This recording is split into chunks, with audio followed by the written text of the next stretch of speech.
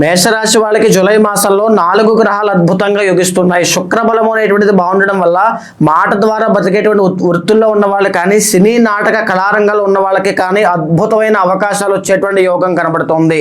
మంచి ధన యోగము, వస్త్ర ఆభరణ యోగాలు అనేటువంటివి కూడా ఖచ్చితంగా కనబడుతున్నాయి.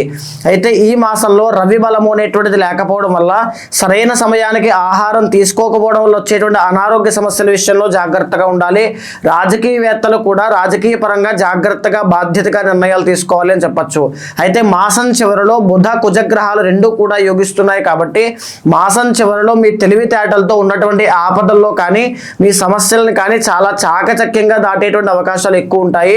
బంధుమిత్ర పరివారములతో కలిసేటువంటి యోగము, విందు వినోద కార్యక్రమాల్లో పాల్గొనేటువంటి యోగము కనబడుతోంది.